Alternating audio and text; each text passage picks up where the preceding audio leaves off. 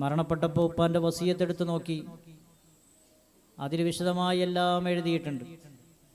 ജീവിതകാലത്ത് തന്നെ മരിച്ചതിന് ശേഷം കുളിപ്പിക്കേണ്ടതും കഫൻ ചെയ്യേണ്ടതും എല്ലാം ഒരുക്കി പെട്ടിയിൽ വെച്ചിട്ടുണ്ട്.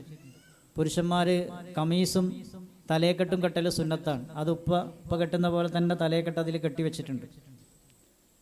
കുളിപ്പിക്കുന്ന സമയത്ത് വേണ്ട കയ്യുറ പോലും ഉപ്പ അതിൽ ഒന്നും ഒഴിവാക്കിയിട്ടില്ല.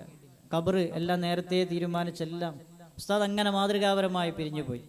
ഞാനിവിടെ ഓർമ്മപ്പെടുത്തുന്നത്, പുന്നാട് പ്രദേശത്തെ ഈ മനോഹരമായ ഈ രാത്രിയിൽ ഉസ്താദിനെ ഓർത്തിട്ട്, മഹാനായ തങ്ങളെ ഓർത്തിട്ടിരിക്കുന്ന ഈ സദസ്സിൽ എന്നെ അടക്കം ഞാൻ ഓർമ്മപ്പെടുത്തുകയാണ്. ഉസ്താദ് പോയതുപോലെ നമ്മളും ഈ ലോകത്തോട് ഇവിടെ പറയേണ്ടവരാണ്.